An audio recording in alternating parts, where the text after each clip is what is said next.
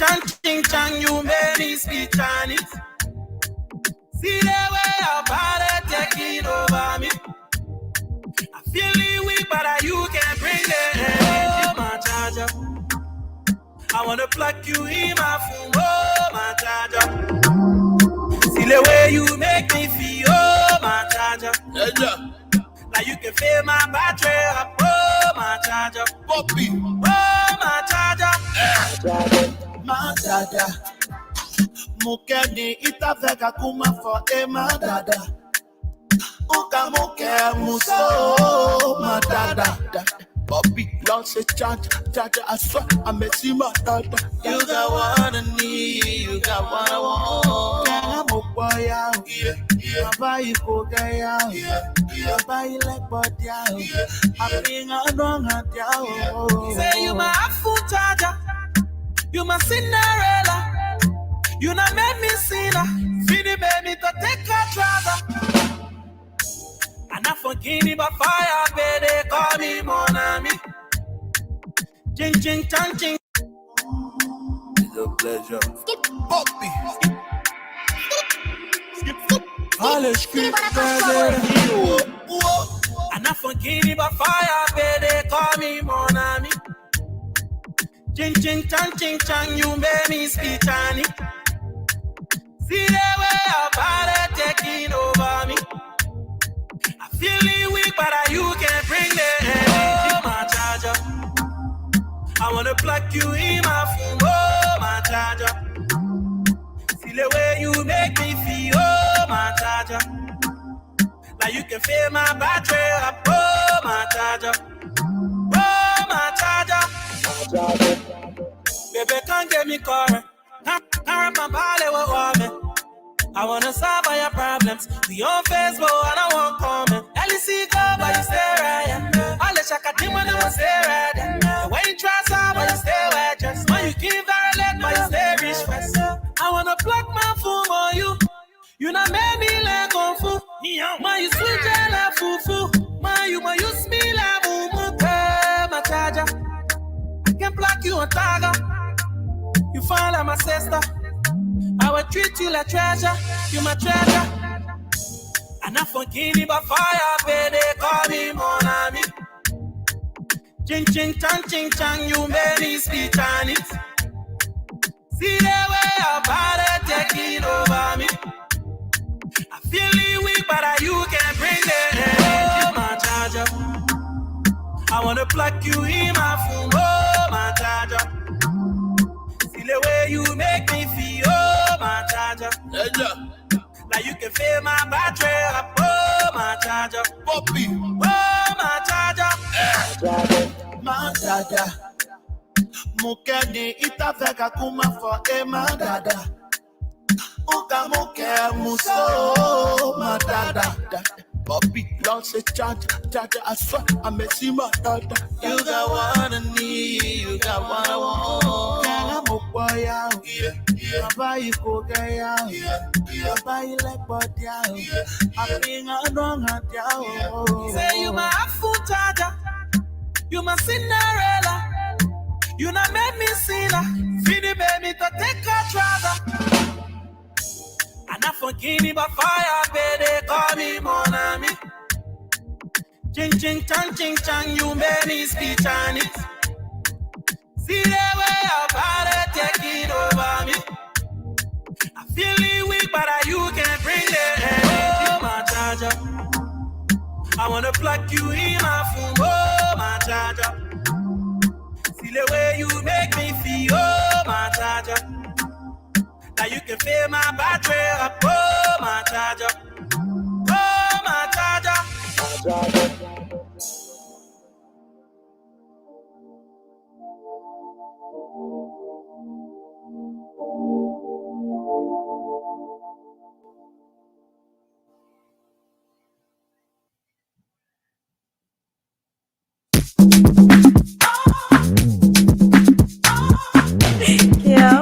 Beats. They say I love money, baby.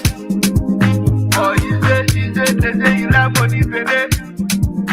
So many say they can't love money, baby. They Canela money pene, you not pene. Well, I what if money can do?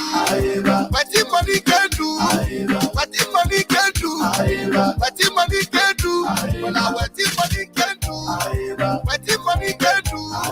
What if money can do? What if money can do? I put my money in the red bank. Before I was going the money, I left my money in the red bank. Hey, yeah. I never switch it from Bangladesh. They can't never stop, but the money can concentrate them. Hey, yeah. Please, oh. Ojana, please, oh. Please, oh. Ojana, please, oh. Tana mi adakuna. Jigi you adakuna. Yenega mi adakuna. You don't get more like you wanna adakuna.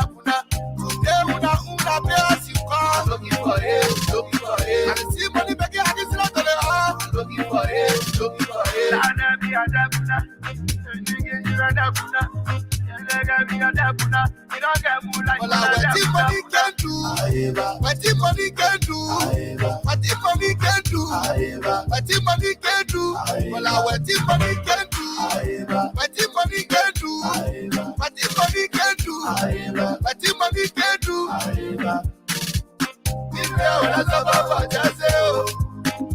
I can't pull out my pocket, I can't say I'm Monkey go up, monkey hard to calm down. Monkey calm down. I feel if my kabagi, they say you want me calm down. Monkey calm down. Money for him.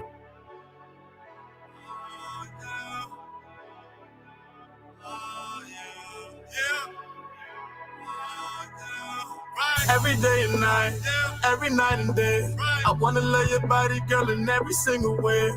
Every day and night, every night and day, I wanna love your body, girl, in every single way.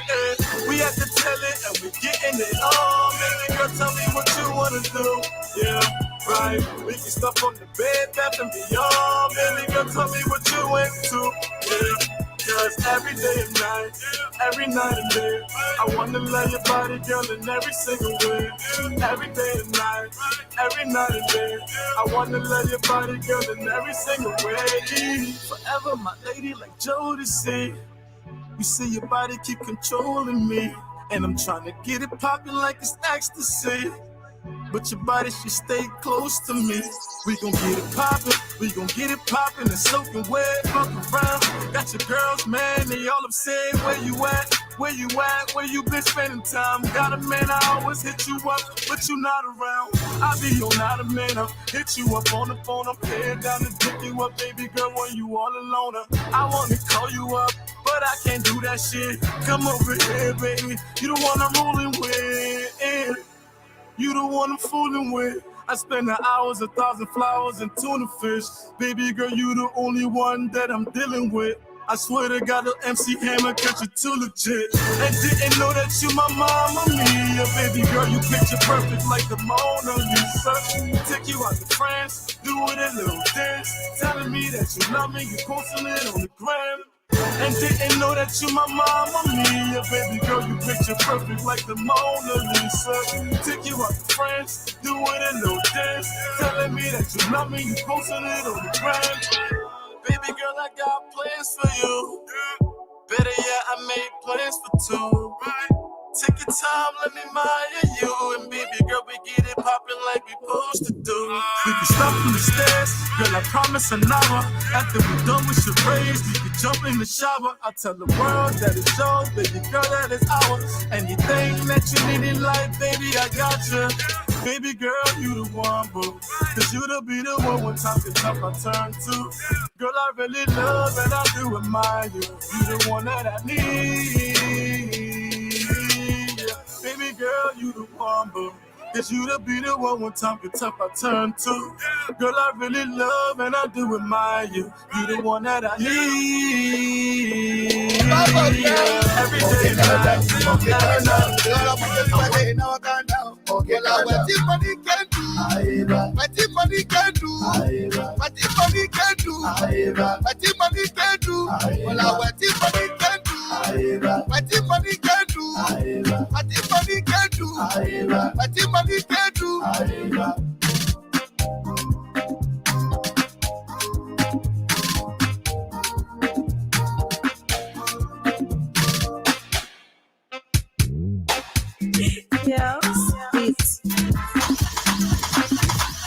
you know that maintaining clean and sufficient amount of oil is the perfect solution to preventing too much friction and overheating of your car engine?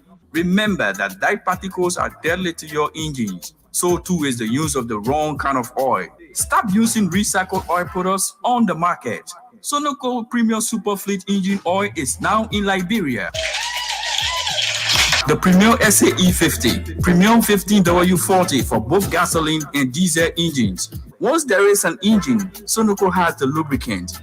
You can now change your engine oil after every 3 to 4 months. Since 1886, Sunoco Oil Company is supplying oil to over 85 different countries around the world. With Sunoco products, there is no more damage to your engines. Macintosh Incorporated, a Liberian company located on Weaver Street, AB Talbot Road in Painesville, is the sole importer and country distributor of Sunoco and other U.S. lubricant brands. Call cell numbers 0880-535-508, 0777-677-633. That's your quality assurance.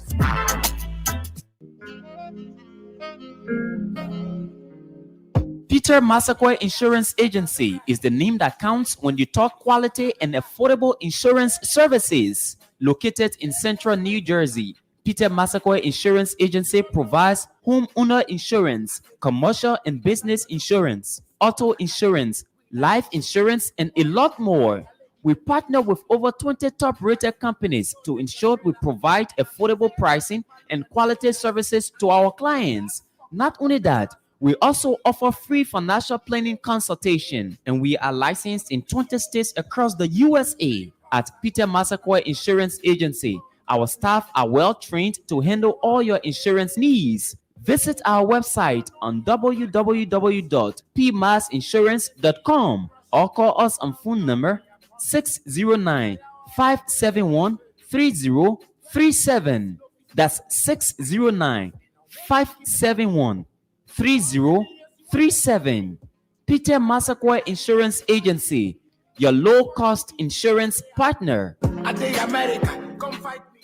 Do you need a car? Ready for an upgrade? Then come to Sika Motors, sole distributors of Toyota vehicles, Mitsubishi vehicles, and Yamaha motorbikes, genuine accessories and spare parts. You name it, we have it. We have the 2022 brands of Toyota vehicles. Select from our new Toyota Starlight, Toyota Belter, Toyota Rush. We've got the best deal in town. Through our Sika Motors financing schemes with selected banks, EcoBank Liberia and UBA Liberia, starting at the lowest as $500 USD. You won't believe these prices. Come for quality, reliability, and durability. Take a spin and let's make a deal. Sika Motors on the UN Drive at Sayotown, Bushra Island, or call Sika Motors on +231 775 987 758 or email cmarketing@cfao.com. Sika Motors, drive with confidence. Do you need a car?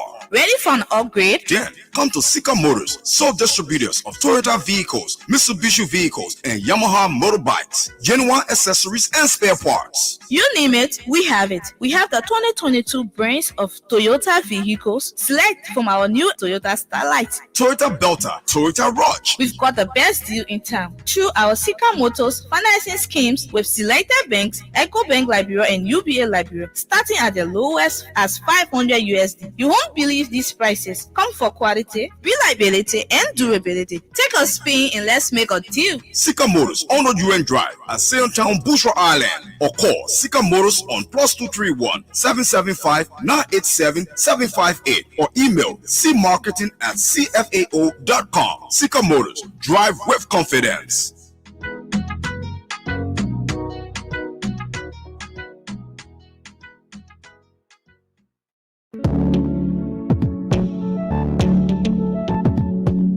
We all know the headache we go through sending money to our loved ones, friends, and family in Liberia. High fees, long lines in banks, the usual complaint of the system being down, such a waste of time and energy. That is why I was very happy when I learned that SendWave is now in Liberia. So now I can send money anytime from anywhere directly from my smartphone to the MTN Lone Star Cell mobile money account of a loved one, friend, or family within seconds for just a tiny fee. So download SendWave now to your phone from your Apple Store or Google Play Store. Add your details, and don't worry, they are very safe and secure. And start sending money today. Don't forget to insert the promo code COSTA to get free $5 credit added to your first transfer. SendWave is secure, super fast, and by far the most affordable way to send money to Liberia. I'm Henry P. Costa and a very happy customer. Thank you.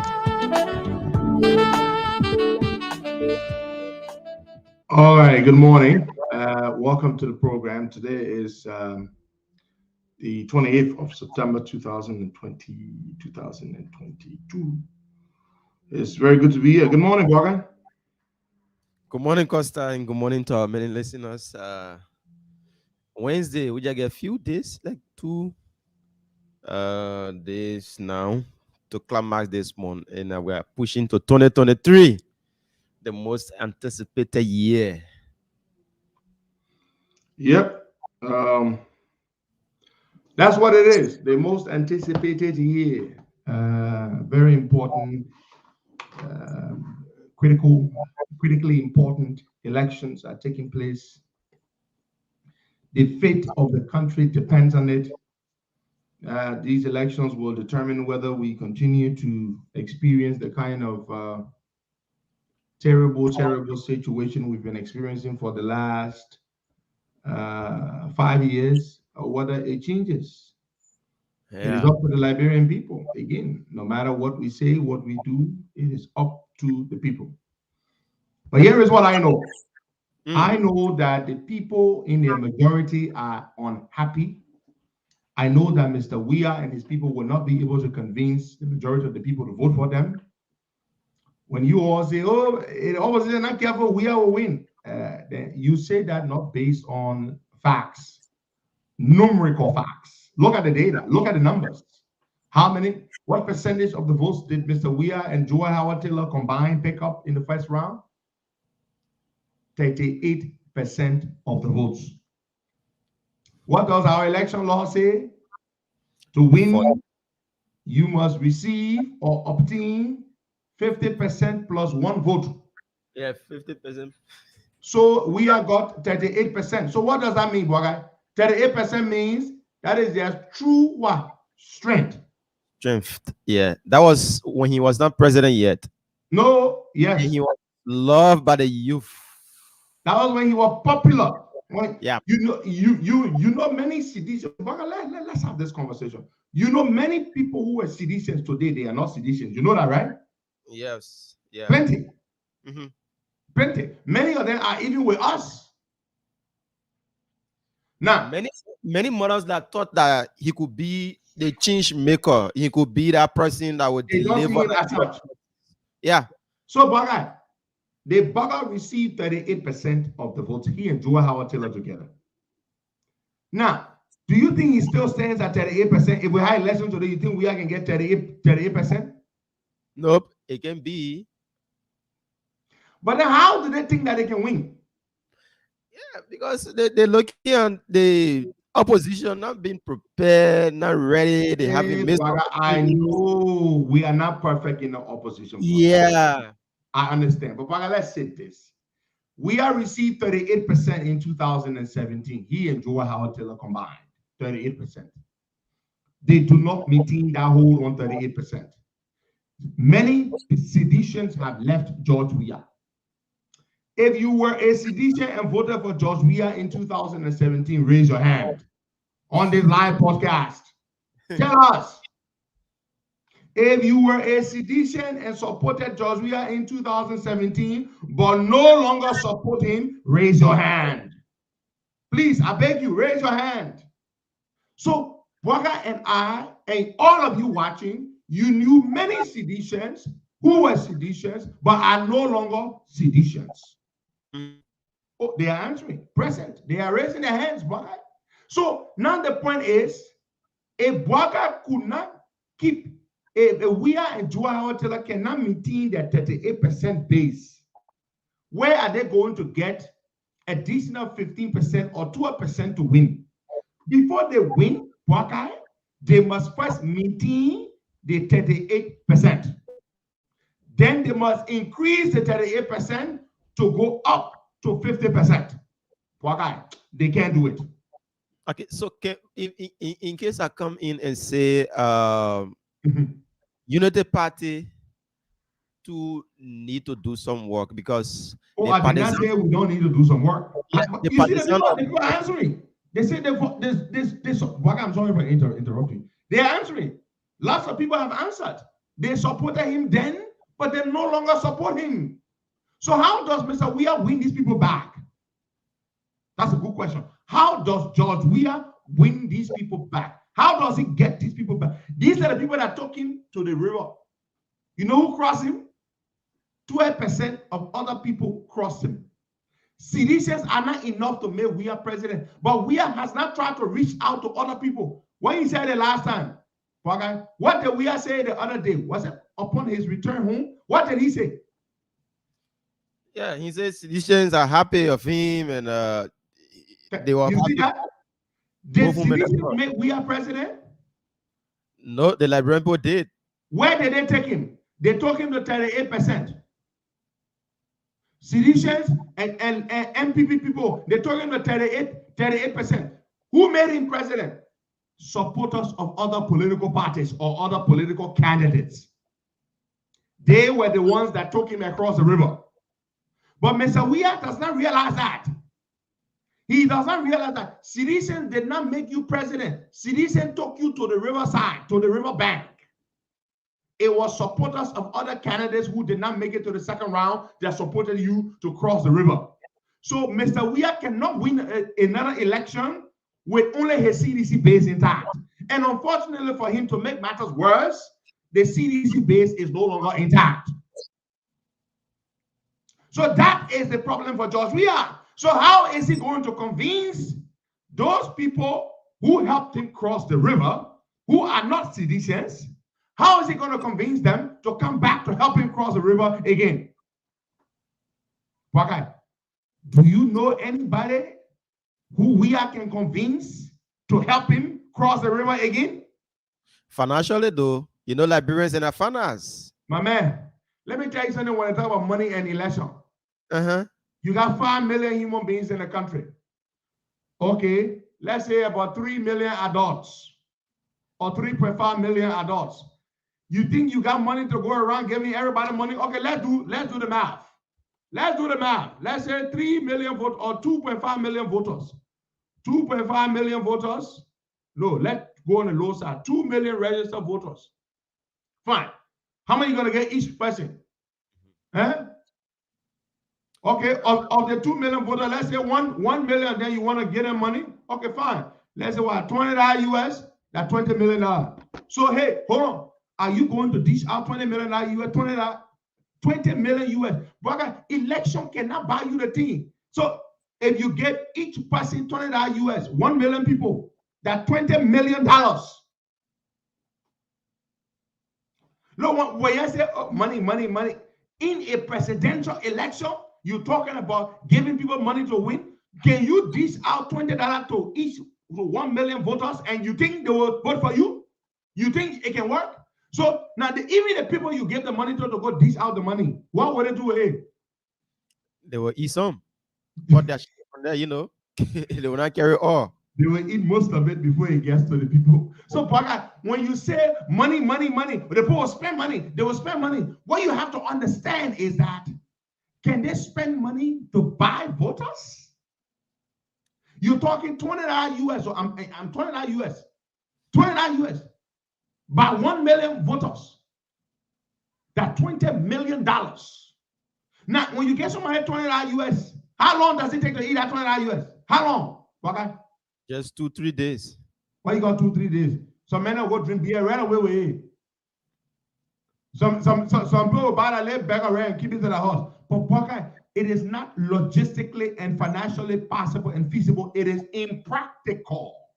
It is impractical. So money can only help you to campaign in terms of passing around with vehicles and with lots of this. It will not help you buy voters. That's the problem. Yeah, let's look at a split within the Unity Party also, because you know we have the fashion. What split? We know Joseph Boakai and Ellen. We know that. And there's no Ellen split in Unity Party. And I don't say this because I affiliate with Unity Party and support Joe Boakai. There is no split. Let me tell you something. If there was any split in Unity Party after the UP convention, did you hear noise? Tell the God true. Did you hear noise after my own dear friend Amin Mudad and Mo Ali, my dear friends, who I would have loved for them to win? By the way, today is my man Mo Ali's birthday. Mo Ali, happy birthday to you, my brother. We dedicate today's edition of the show to you. Mo Ali. After the Unity Party's election, did you hear noise?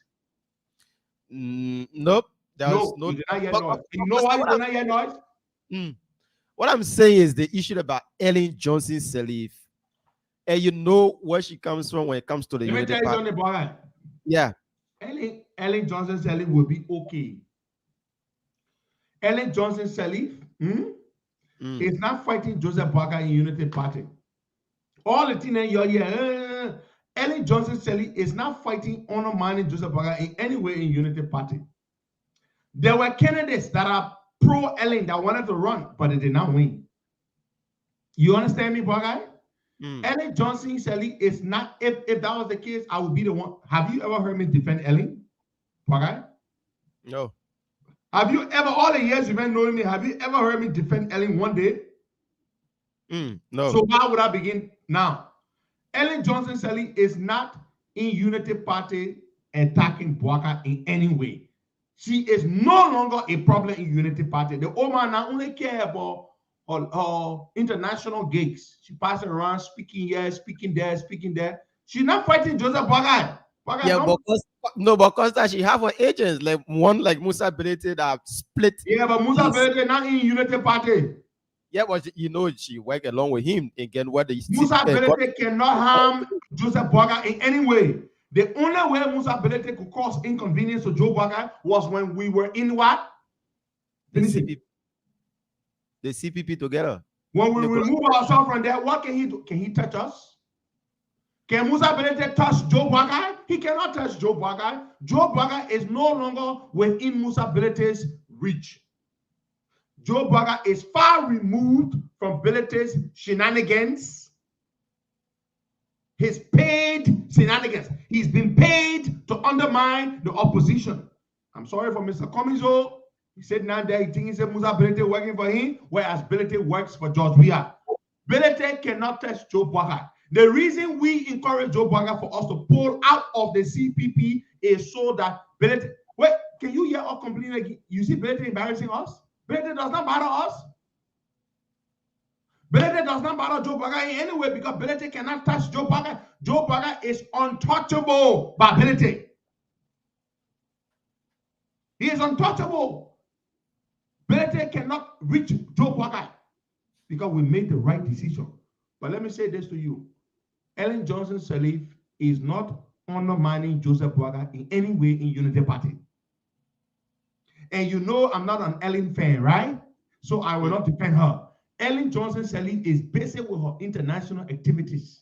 Speaking from one program to another program, that's what she loves to do. That's what she's doing. Between you and me, in the coming weeks, there are efforts underway for Ellen to meet with the leadership of the Unity Party. And as much as I'm not an Ellen fan, but I support that effort. Let me repeat. There are efforts for Ellen to meet with the leadership of the Unity Party. And I, Henry Pedro Costa, I support that effort. You support the effort, Costa? Of Ellen meeting with the party leadership? Yes, I do. What do you want me to be against it? No, I don't know. And you say Ellen is a factor, then I say I support the one meeting the party so they can iron out whatever issues they got. Because I want Ellen to support Joseph Boakai. Then what you say now? You know, but Ellen made it clear that once she's alive, there'll be a no Boakai presidency. So I don't know Ellen where not gone. Plenty people that talk plenty, then they can walk back on it.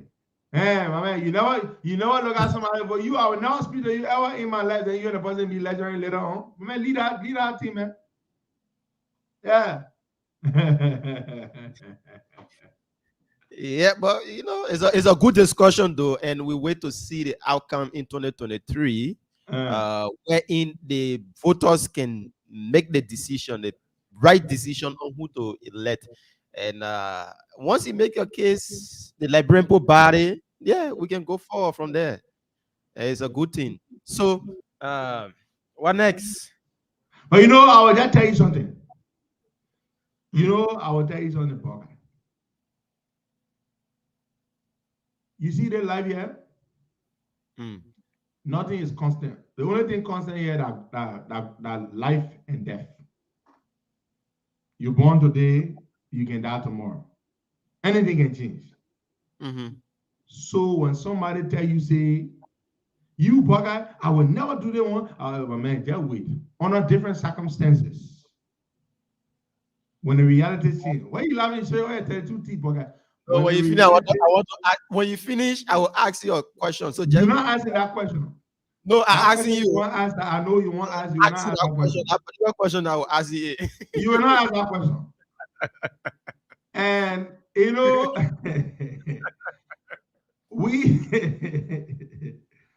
we are human beings.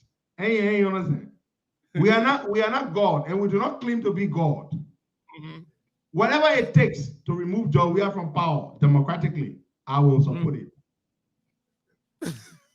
If working with Ellie will help to remove Jawia, I will work with Ellie. Let me say this before you even ask your question, begin. So I will make your question irrelevant and unnecessary to be asked. If it takes working with Omar Ellie, if me and Ellie gotta go drink coffee together, I will drink coffee with Ellie. Oh, you laughing? You will not ask that question, B. That question has become totally redundant. No, let me just okay. Let just forget about Ellie. No, we're not forgetting about Ellie. I'm just telling you. I want to be clear on the Ellie issue. If I have to work with Omar Ellie to remove Jawia, I will work with Ellie. That is how much I want Jawia gone. Okay, so let's come to Mr. Cummings. If Mr. Cummings, then what to try our country like that? You think I want you to stay there? You all right? The people's interest first. But let me tell you something. For me, politics is not about me. It is about the country. So if I have to give up my own ambition so that we can leave power, I will sacrifice my ambition happily so we can go. Okay.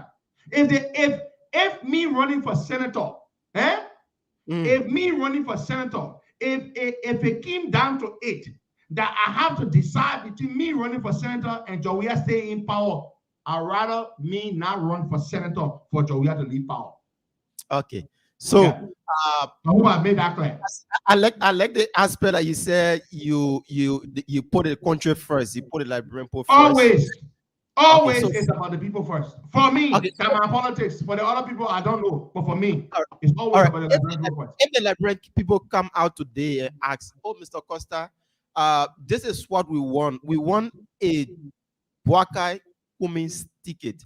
And Cummings have agreed to go along with Boakai. Boakai agreed along with Cummings so they can become one. Will you accept?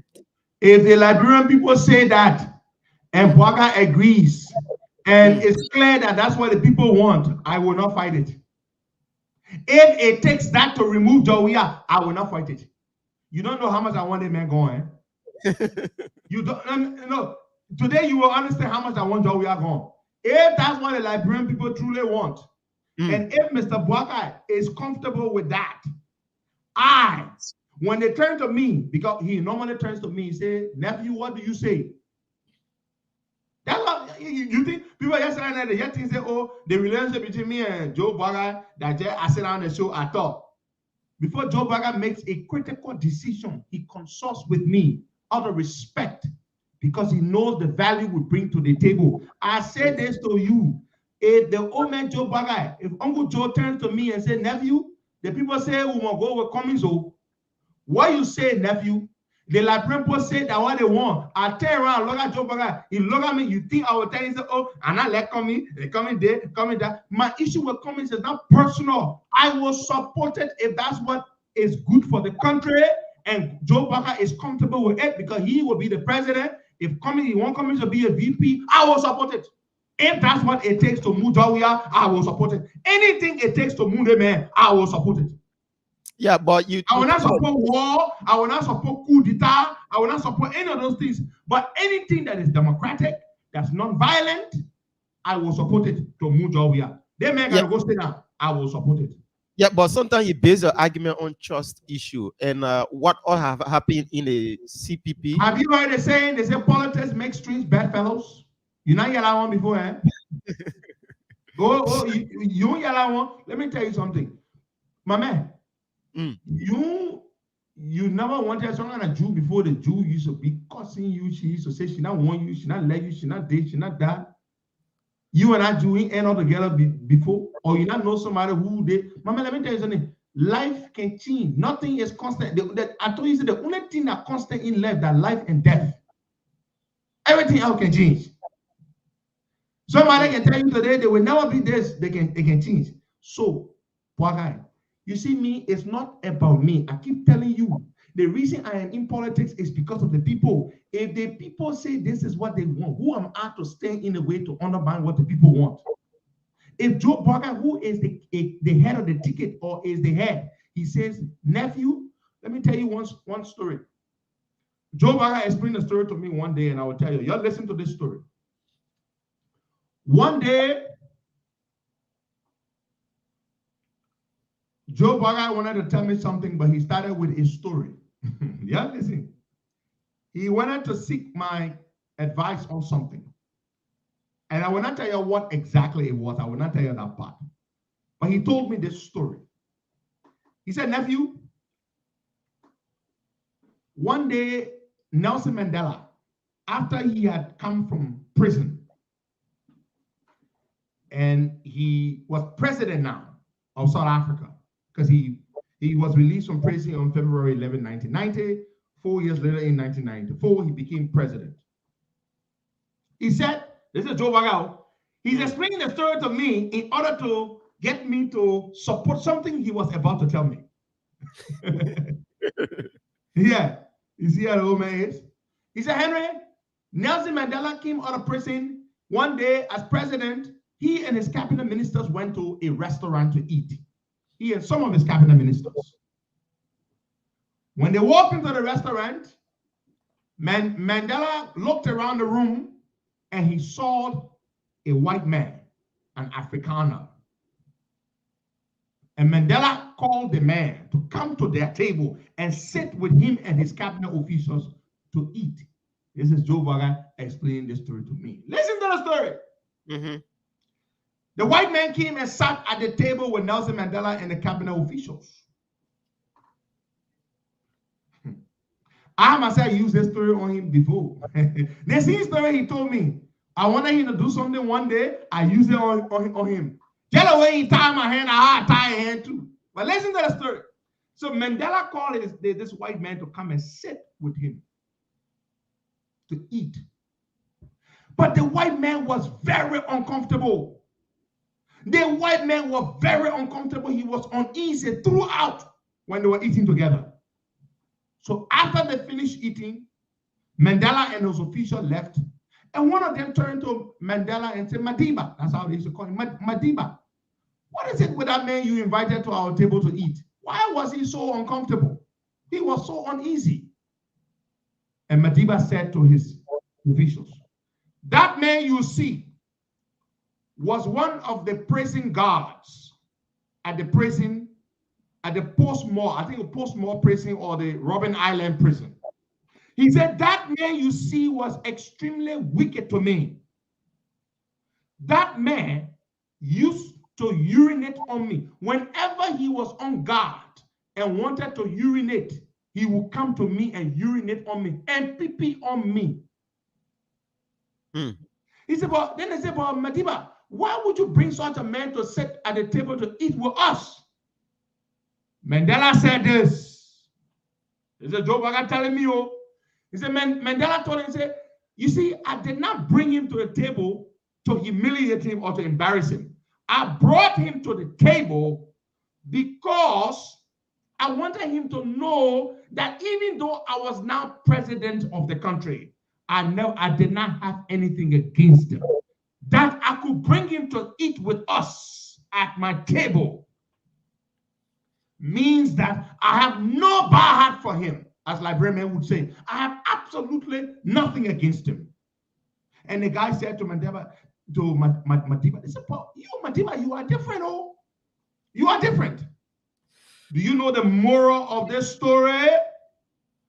Joe Boaga was telling me, he said, nephew, for the sake of the country, we will have to swallow many bitter pills for the sake of the country. We will have to work with certain people for the sake of the people. Joe Boaga explained that story to me. Then he finally told me what he wanted to tell me. Yeah, what would I say? He finally told me, after he explained that story to me about Nelson Mandela, then he finally told me what he wanted to tell me. I said, but Uncle Joe, for the sake of the country, as Madiba treated that man who used to treat him so badly in prison, and he showed him love, he showed him forgiveness, a pure heart, for the sake of the country, I support what you are about to do. And I will not tell the public what he was about to do. And one time when I needed him to do something for the sake of the country too, I invoked that same story he told me. But you know the one I told him? I told him a different version, another Madiba story, but it was different. And the story I told him was when Madiba became president. Listen to this. When Madiba became president, the South Africans wanted to change everything. The black South Africans. They had a meeting. They were in a Congress. They had just taken a vote or were about to take a vote. They wanted to change the name of they wanted to change the anthem of the team. They wanted to change the team name. They wanted to change a whole lot of things. Everything that was associated with the white people, Madiba, they wanted to change it. I think it was a South African Sports Federation, or just like their version of the LFA. Okay? They went to a Congress to change everything that appeared white. They wanted to change it about the team. You know what Madiba did? Nelson Mandela got in his car and drove to the Congress, where the Congress was being held, of the Sports Federation of South Africa. And he told them, he walked in the room. He said, my people, I have come to talk to you.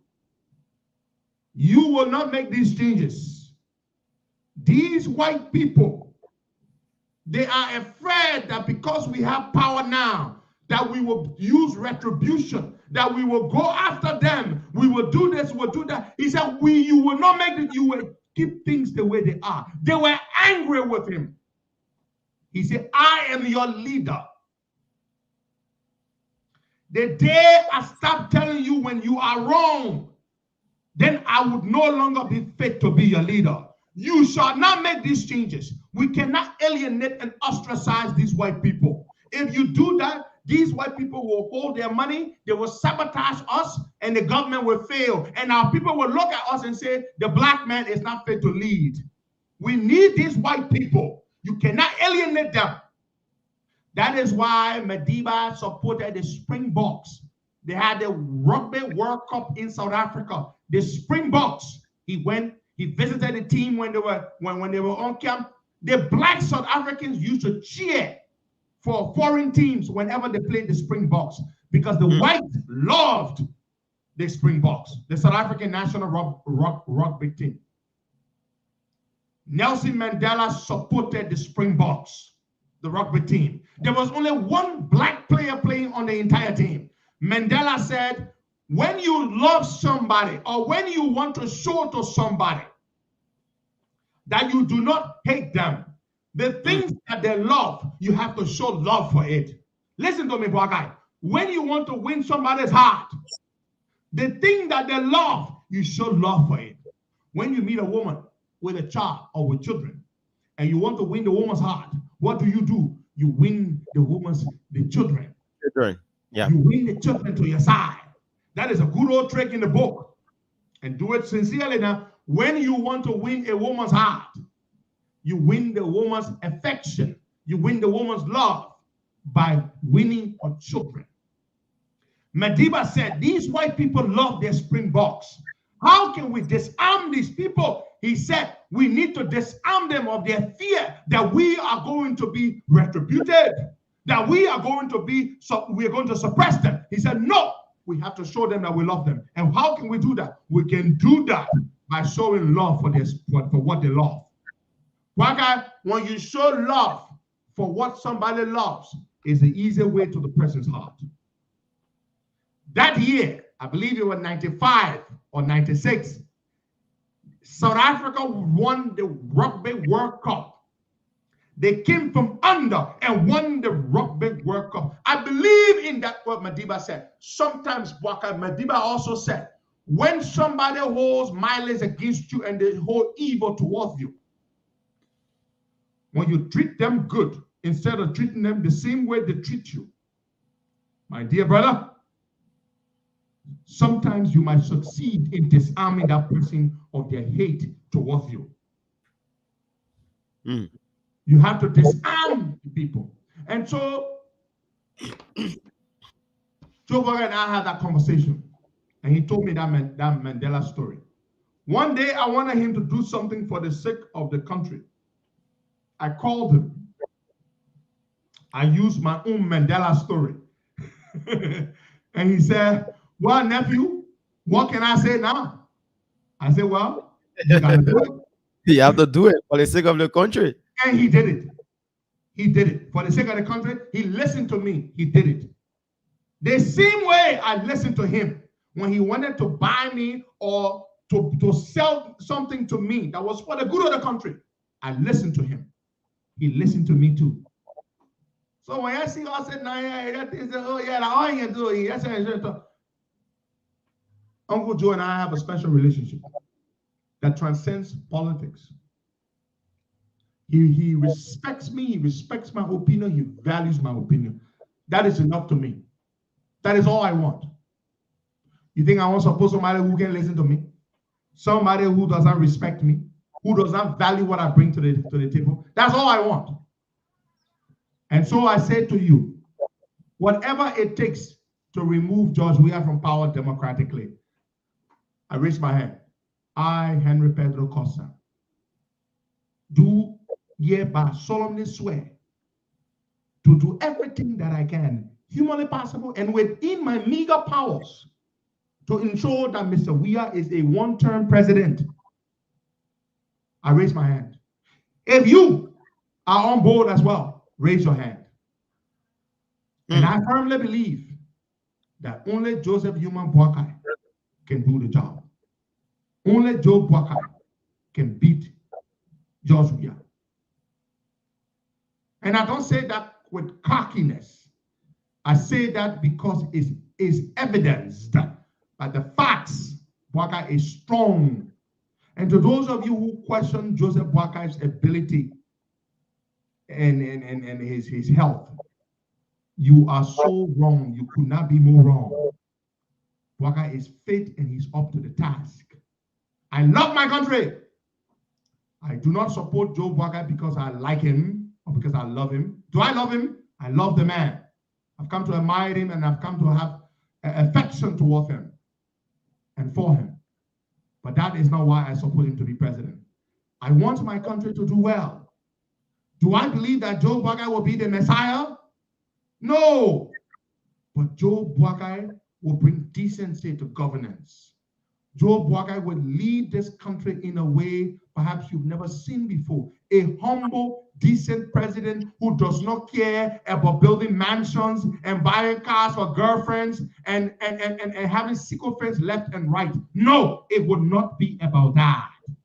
It will be a government that, and guess what? Do you sit there and think that you can do anything you want to do in a Joe Boakai government and think that it will be business as usual? You are mistaken. You are mistaken. If you think that Joe Boakai will tolerate corruption because you've been with him since Charlie Kintan, think that you've been with him since Charlie Kintan. you will be disgraced and you'll be prosecuted if you go wrong under a Boakai presidency. That is why I support Joe Boakai. I support Joe Boakai because of my country, because I am tired talking. I want to see him do well. I want to see the people do well. I want to see a government that will truly stand up to fight for the people. And that's why I support Joseph Human Boakai for president. And so I assure you, stay the course with us. Joseph Boakai is the next president of the Republic of Liberia. I know this how?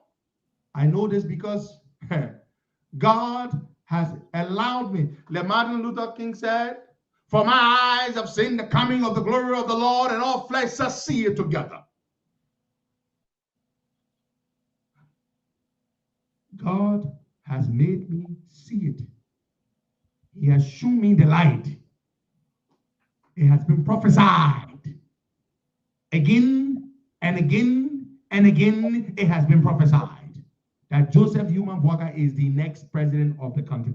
I am as sure of it as I am sure of living to see tomorrow. And how? Why would I be so sure that I will see tomorrow?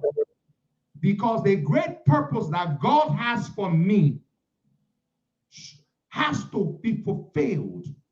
It will be fulfilled. And the only way it can be fulfilled is when I live. What God wants to do through me. Oh, when I just think of it and I see it and I just say, hallelujah, praise the Lord. The testimony that we shall have to give soon and so soon, it shall not be easy. God is a wonderful God. He's a marvelous God. And sometimes he makes you dumbfounded when he blesses you, when he makes things happen before you, and you are just dumbfounded.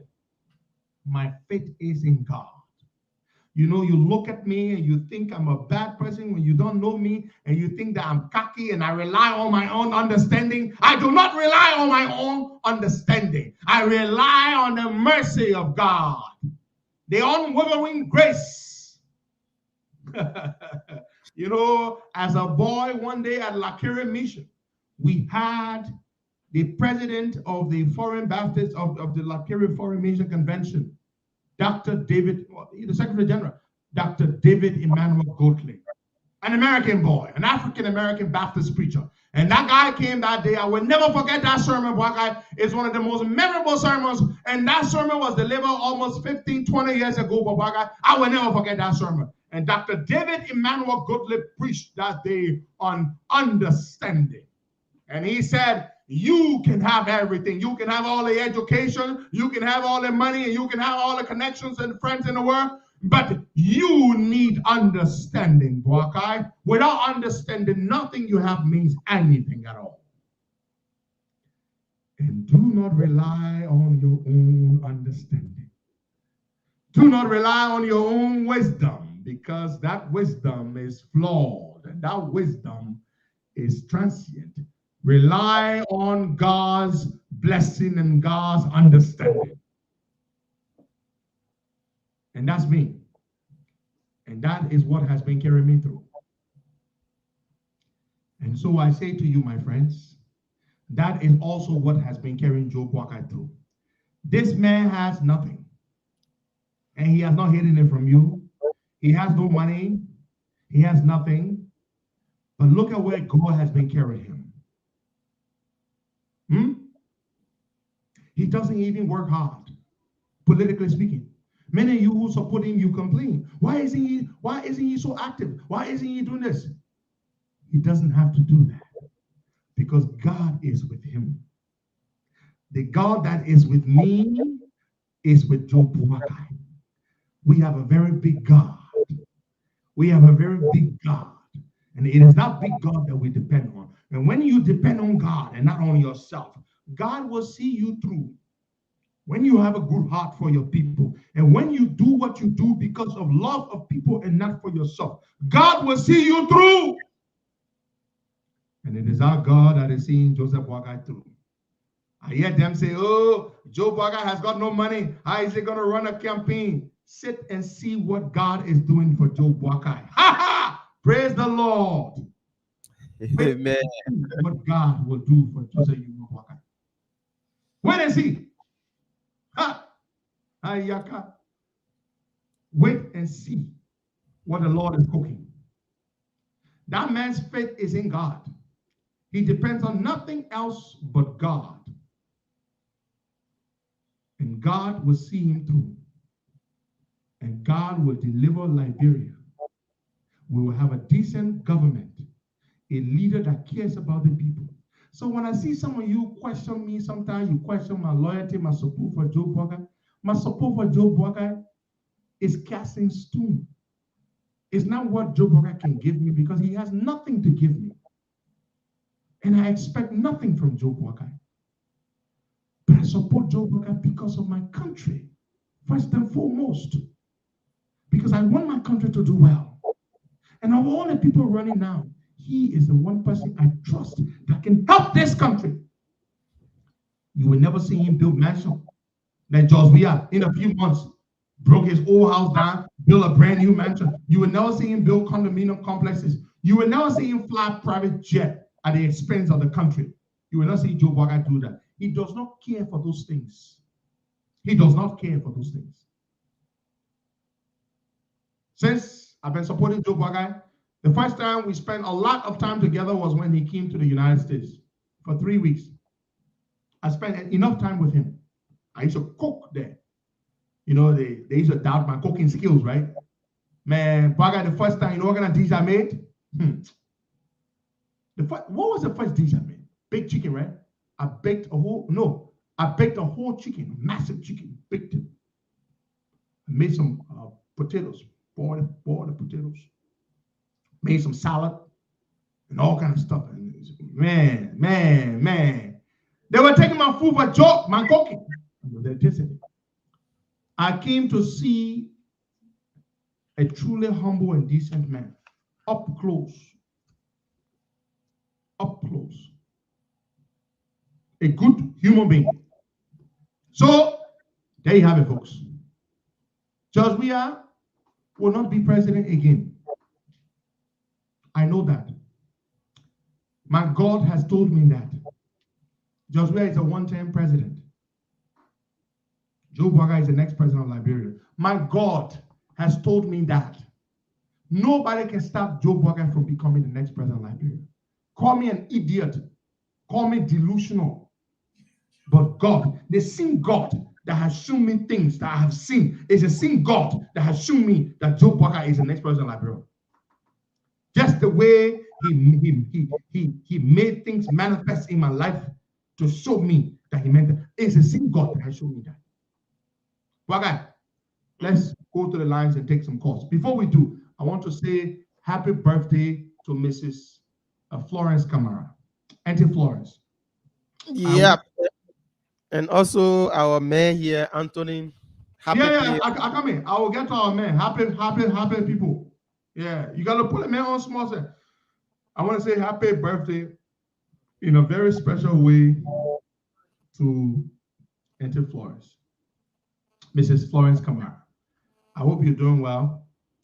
I hope and I pray that you will have a blessed day and many blessed returns of your birthday. And to our man, Mo Ali, again, I want to say happy birthday to you. I wish you all the best as you celebrate your birthday today. And to our man, Anthony Heron Costa David. Happy player. Happy player. Dress him, my young man. Let him say that near you. Let me see the birthday play. Talk, look at the man. You know, by the time the camera captures the man's face, the first thing you see that the man smile. Do you man? No for now, come on you. No for now, I'll show. So he birthday cash, Oh yo. So live Baba guy. Send up for now. Oh, every day, Shana Buna. I ask the man, what you do for a birthday? The man says Shana Buna. That means nothing there. Every day, Shana Buna. So, Bangala guy, you look up. Bang when I got ilo bala. Ang buying again, I'm Maracas and I'm a minima. Can we Look. huh? Listen. I'm going to get TV. I'm a minima. Bang when I got TV, yeah? The TV got TV got how much? English on the TV. You want to buy TV for your birthday? I want to mention we all buy the TV every morning. Now I want to buy TV. Anthony, TV got. You mean the 225? The man is TV that 225. We'll buy the man TV. He means the 325. Man, I beg you, I can't carry the 325. That 225. The first prayer will take it. The second prayer, no. All right. So we're buying a TV. The TV at 225, but we'll make it 250. Yeah. My people at ABK, they say you should go buy a red, they'll get TV.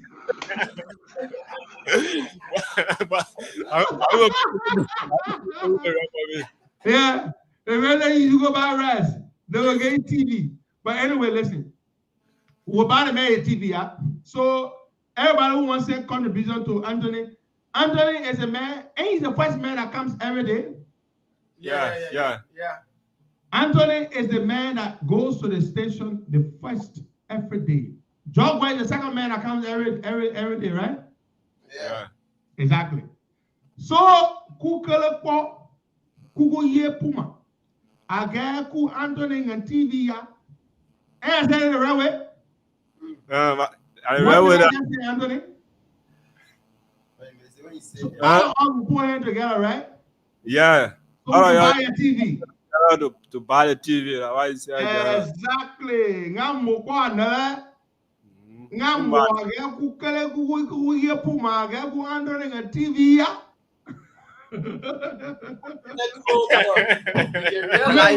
My dollar, I can feel good. Yeah. Amen. My man Nathan Blama do laugh, man. I can speed the team by. Yeah, man. Yeah. Better man, I get one of TV. So bigger. So we buying Anthony TV. Listen, everybody saying a small contribution. I will make my contribution too, but we're buying the TV at $250 for the TV. Then I play the money. Anthony is the first man that goes every day to the station. I'm putting my sister Winifred Johnson number here. Let me our contribution. We'll buy Anthony TV. This is the man that Anthony, you are the one that can make sure the generator come on every morning, right? Or the light on, right? Yeah, everything. Everything that the man can make it for you to happen. So buying the man TV. Kuku ye puma. Agaku Anthony and TV ya. Dagupele. Correct. All right, this is the cash app number. I'm going to make my contribution all buying the TV. So yesterday, you're $20, you're $10, you're $5 to my sister Winifred who buy Anthony TV for his birthday. That's what the man said he want a TV. Now, we're going to move on to something else here. But make sure y'all say money. Car TV. About TV, we'll buy the TV. Yeah. My brother Francis Burns, the man saying, come in saying on a small thing. Yeah, my brother. This is it. No, my brother. I'm not gonna catch that. Let me say you my sister Winifred thing. Yeah, right here. Francis Burns, my brother, thank you so much. Francis Burns sending $100 to Winifred now as his contribution towards the TV. Yes, we're buying Anthony Henry Costa. Anthony? Yes, sir. Let me ask you, why you let laughing Benny? Why you always happy? Tell us. I lost Bazi. Oh no, make the story short. Give her the short version of the story. Why are you always happy?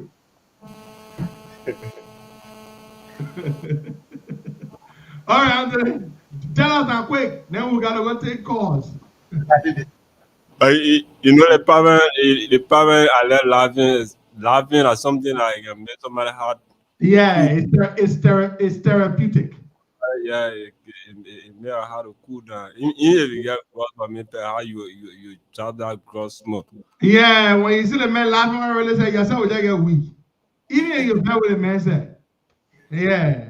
All right, my brother. Happy people. Thank you very much. Brother Mafia, they will say, yeah, my sister-in-law, Winnie, will send their own contribution for the TV too.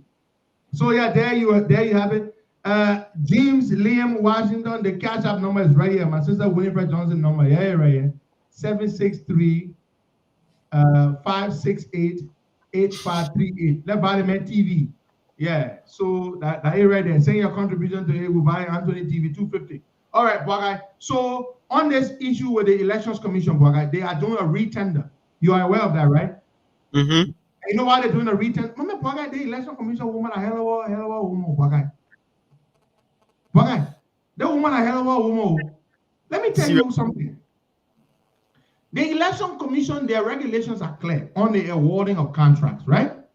Mm-hmm. They have a board of commissioners. I believe there are 7 or 8 commissioners. She is the chairperson.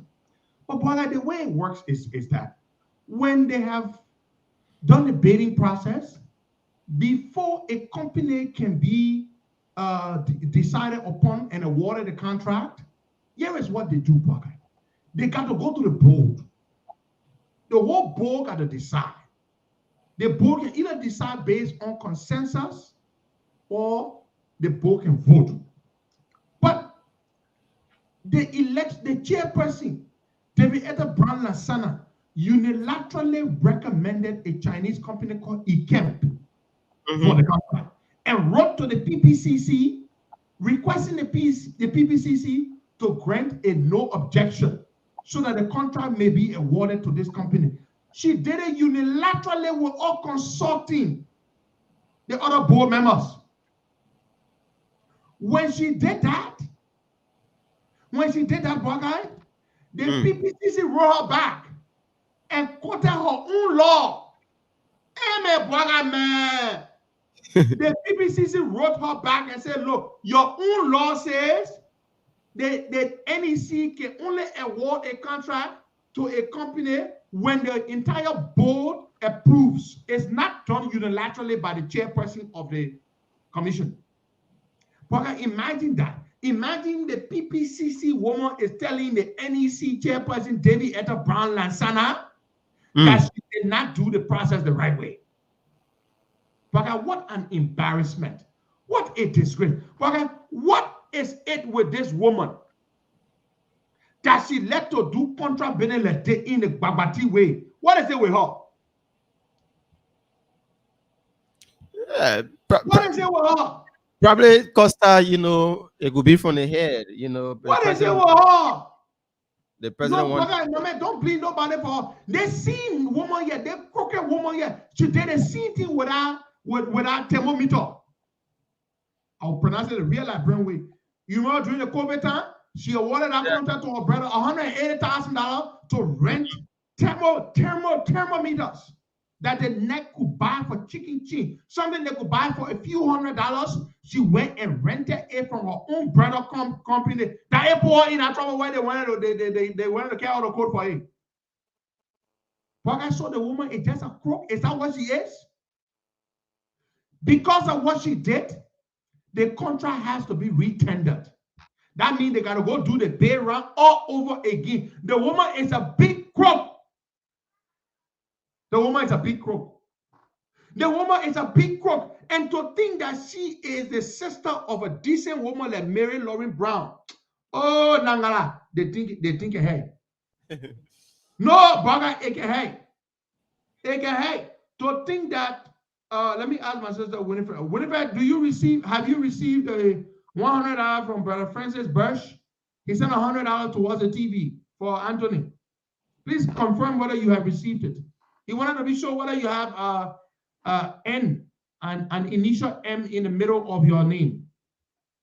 So Bagay, why does the woman behave like this? Brother Roland Iman, every time the woman sees small contract, she wants to steal. Every time she wants to steal.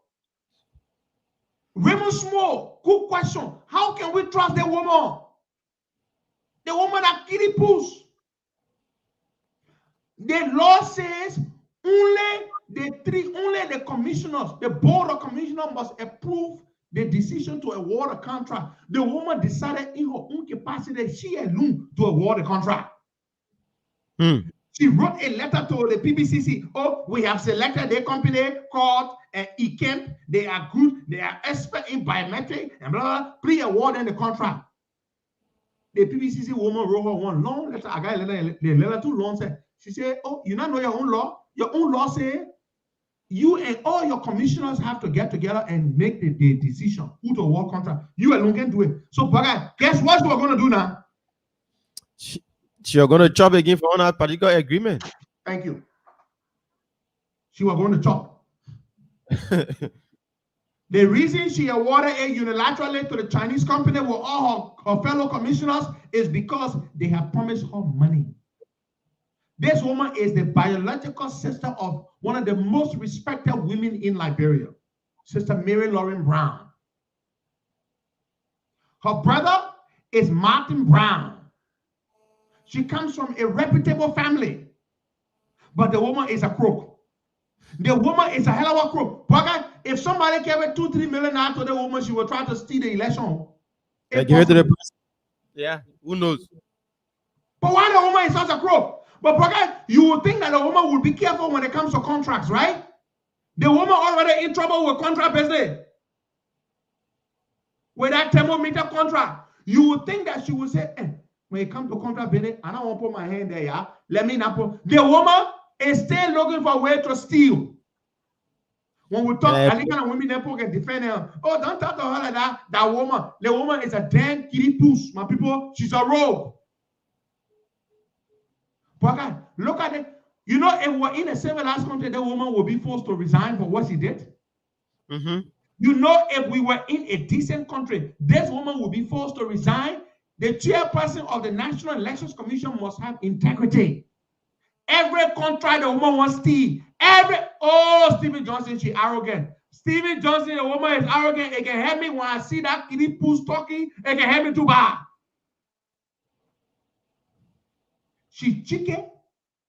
But she chicken. You remember during the local county election when she was calling the result of journalists, they asked her she chicken it up? She chicken. When they say chicken, that David Brown last night woman, and she is a disgrace. The woman is a damn rogue. She is a rogue. We should not trust that woman. How can we expect that kind of woman to manage our election when the woman go a war contract? Go ahead, brother. Talk. Yeah, she's taking up to election comes 2023. So the opposition have to be careful on how they go about doing things with her. They have to be very careful. We haven't gotten to the election yet. All of these things are start coming up on her. A awarding contract by herself, going to crooked tea with her brother. All of these things are signed for 2023. So the opposition have to be careful. She's been pulled by the nose by George Weah. She can do anything at any time. So but the international community watching her though. So listen, man, stop that thing, man. The Americans who are paying for the system, the Europeans are paying for the whole biometric system. Still, the woman will also want the people their money. Huh?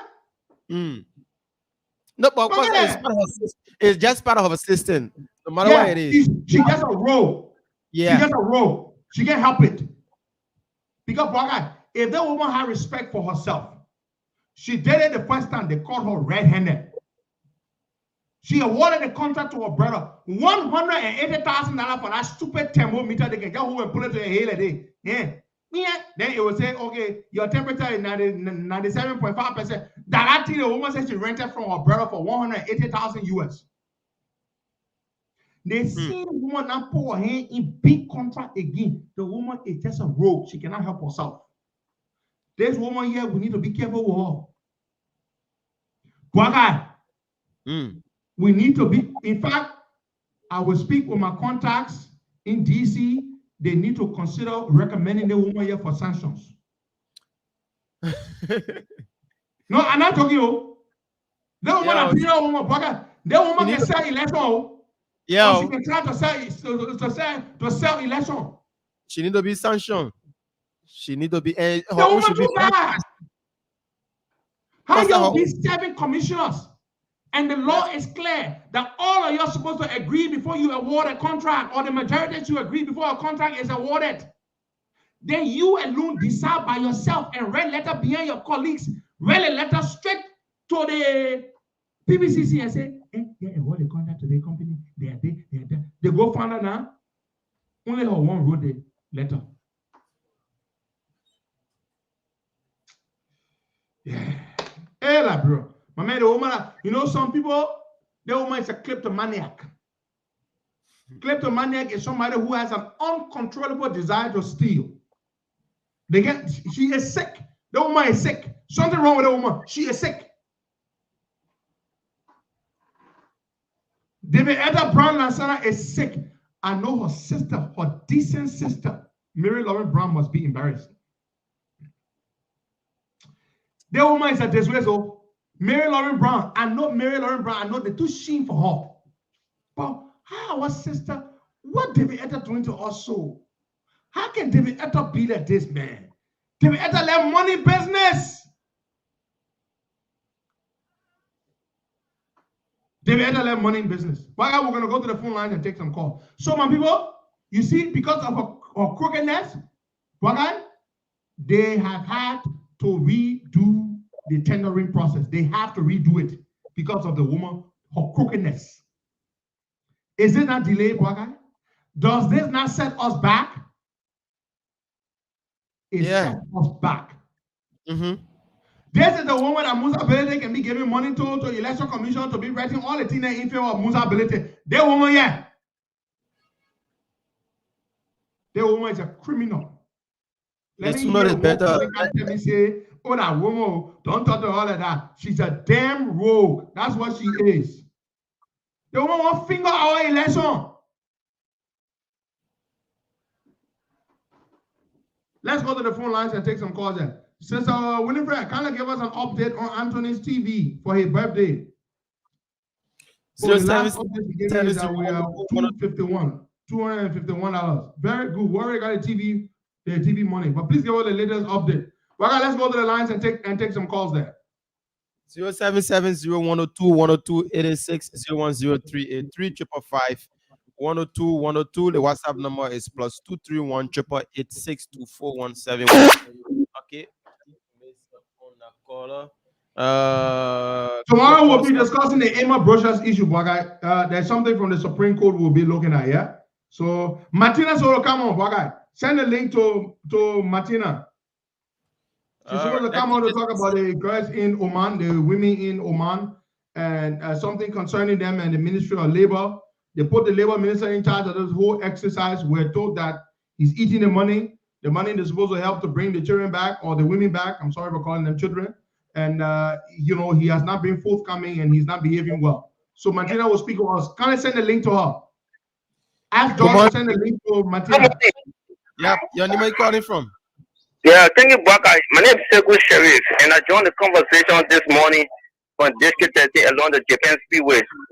And Baka, it is important that I call on the show this morning. Basically, from the initial discussion with respect to the possibility of President Weah re-election and how impossible that is. And that is to say, Baka, I was one of the very first editions who left the CDC on July 19, 2019, when I appeared on the famous Costa Show along with my colleague. And it's important for me to say this because the Costa already made analysis. How possible when the president obtained 38%, anybody when he did not contest for the presidency with some of our support, and now that I'm no longer supporting him with my followers that I have as a young leader, as a youth leader in my district and in my community, as a matter of fact. So it is very difficult for President Weah to be re-elected on the fact that people like us who supported him in 2017 with all of our support and everything, and he has disappointed us. And it's important, brother, like I said, and Costa is a compassionate young man, I must admit, and I'm going to support Costa in all of his endeavors, because back when I left the CDC in 2019, Costa can remember that I am a colleague appeared on the Costa Show. Yes. Appeared on the Costa Show on July 19 on Friday. Wait, brother, wait. The CDC had a press conference at the party as low level as the team we were, but they were able to head a press conference for the fact that we appear on the Costa Show. And that shifted the debating more to the extent that even helped to make senator in 2019 and subsequently 2020. So it tells you how the support base of the city has diminished drastically for the fact that people like are no longer around, and we sing along with all our supporters, and we want to show that Joseph Parker becomes the next president of the Republic of People. Since my president Costa, I owe you a deep gratitude and loyalty for the fact that you did so much for I and my body. And when it comes to that, we'll be hoping to see you for Costa. Thank you so much, and thank Parker for the time. Thank you, Parker. Parker, let me say something, please. Please.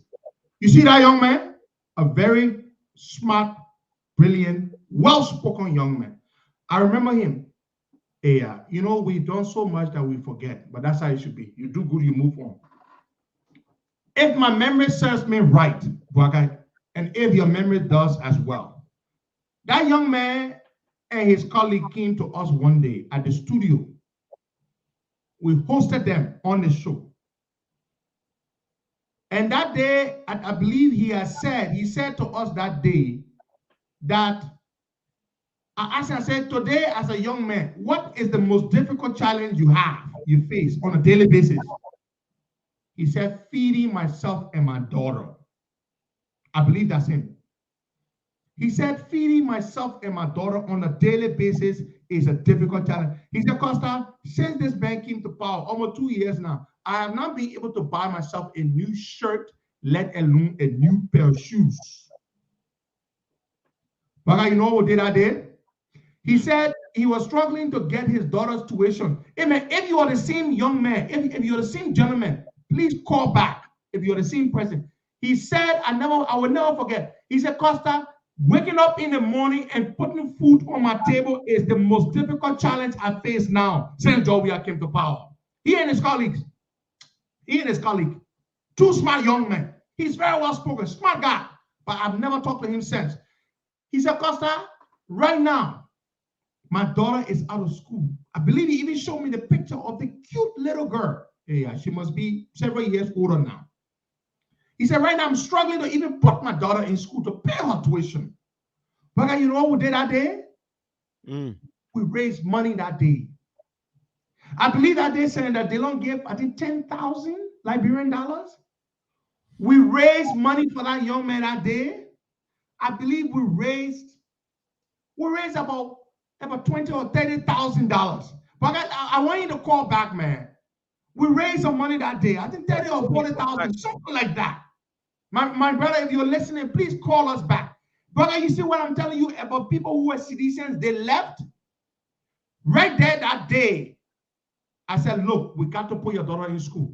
We got to pay your daughter's first semester tuition. We raised our money that day. My brother, if you can call back, please call us back right now. If you are the one that I'm talking about, who came on the show that day, and we had that interview with you and your colleague, and the story you share really touched me. He said, Costa, since this man has been in power for 2 years now, I have not been able to buy myself a shirt. One shirt, I have not been able to buy it. He said, Costa, my daily struggle is to feed myself and my little daughter. He said, it never used to be like that. But now let's see whether he's going to call us back. That's why you hear him saying he can never forget what we did for him that day. And I did not know him from anywhere. We brought him on. But he's smart, very well spoken. Yeah. Let's see whether he calls. Let's see whether he calls back. Let's go back to the line. Good morning. Yeah, brother, good morning. Your name is joining us from? Thank you. This is Aaron Galakana Kupo. And good morning to Aaron Pedro Costa. Costa, good morning, yeah. Yeah, Pedro, Aaron. Hey, what's up, man? Yeah, I like the way you placed it this morning, leader. You know, the situation in Electoral right now, and with the issue of the National Election Commission, and this is a bleeding issue for this state. And people that serve in that capacity, that area is an integrated position where you have people who are not capable and it becomes a problem to the nation.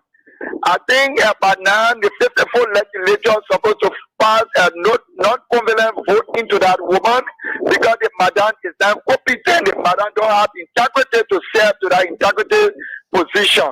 But this is Liberia. And when Liberia cannot stand and to fight for their own cause, it becomes an issue. I think this is time for everyone to stand and know that this election that is coming, and Liberia need to take key issue to the election and see how best that this madam can be taken serious when it comes to the election, come 2023 or else. Will experience a lot of problems that of course into the election. Thank you for the platform. I really want that young man to call back. And guess what? When he calls back, if it is him, I got something for his daughter this morning. Yeah. I got her lunch for the whole month. Her recess. And school now open. I got her recess for the whole month. Let him call back. I hope he does. Let's take some more calls there. All right. Let's take somebody from this line. Good morning. Yeah, brother, I'm back. Yes. Sego, good. Are you the gentleman that I just spoke about? And please share the story with us. Before I go for on your birthday on August 6th, I did a post with the photo we took in your studio, myself and you along with Tevin. That photo was posted on your birthday. I did a post and I tagged other people. I think you saw it. I'm the one. I'm the Sego Chevy, the guy who and his colleague you gave a platform to. And not only that you said, let me say this before I share my story. You are a very, very compassionate young man. If we only have people of your kind who are very compassionate to see the life of other people transform, like moving the right trajectory. But just to the story of Bwaka and Pedro, I walked out to the brother Costa. It was on Thursday, on the Thursday edition of the show. But that day, the show did not come out due to some power outage. So Costa rescheduled the show for on Friday. So on that Friday, when we appeared on the show, it was so fascinating, Bwaka. And to be admit, I supported the CDC from 2005. I was a little bit coming up. My father even rejected me. Did I even pay my school fee on grounds that I'm supporting a former player? So I did not waver. We kept our support for President Weah. Subsequently, 2011 and 2017. So after the election, I haven't gone 2 years in the President Weah presidency. I thought that like Bill was dealing with him. I didn't see any hope. Can you imagine so much of my status who supports President Weah and you believe in one of the decisions here in December 30th precisely. I was struggling, very much struggling. I was amazed, and this is an honest confession I'm making here on this public platform. I was struggling. Even have my daughter in school was a challenge. So even eat the program right too. So even have a dinner meal was something very, very difficult for me. So I have been going through all these challenges in 1 year's time. I thought to reach out to Costa. But one of those who have most often helped young people in Liberia. So when I reached out to Brother Costa on Thursday, like I said, the show was not on. So he rescheduled us for Wednesday and for Friday rather. So Costa hosted us, and I said to Costa, Brother Tim, that to eat, my greatest challenge was to find food for my daughter, myself, and my mother. That was the greatest challenge that I ever encountered. And I did not even buy a shirt since 1 year, almost 2 years in President presidency. I said that those things are on record, and I must admit those things, and I stand by it. Those are reality. It was very, very difficult for me and my family. So when I encountered Costa from the day I appeared on the Costa Show, I must admit my life has taken another dimension. Since I left the CDC, my life has changed to a greater extent. The CDC is like a court, I must admit. When you're in the CDC, Costa, you don't think straight. But from the day I left the CDC, I restored my thinking facility, my thinking ability. I became more free. I thought that life was more okay for me. So my time outside of the CDC is far better than when I was in the CDC. So Costa, I hold you a deep gratitude. I hold you a deep loyalty. There's no day I can see a hero to Costa or a ballot or even want me to support a candidate that I go against that, because I know what Costa did for me and that was, I'm not somebody, I'm not English. I don't do good for me. Even though Costa did not do it for motive, he said, "Oh, I'm not doing it for motive. You are free to do what you want to do." But as of me, I'm a human being that does not allow people go to slack. So what Costa did for me? Ask him what he has a mobile money number. I want to send your daughter something. How is your daughter? You get mobile money number? How is your daughter? 0886 24 24 24 44 77 24 44 77. My name is Sekou Sheriff. Okay, so slowly, please.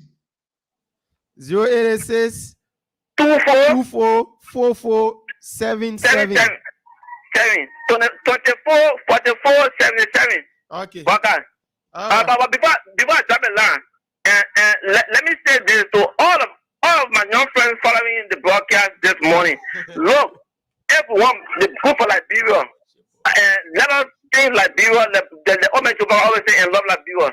The best way to go is to ensure that this guy leaves power. We supported them. We know that this because they only care about themselves. They don't care about those support them. Can you imagine? I'm not being a supporter of Costa, but Costa also be very passionate on me. So even those who support them, we go to them when we used to go to them rather in the past. They would no time. They don't even get time to look at their face.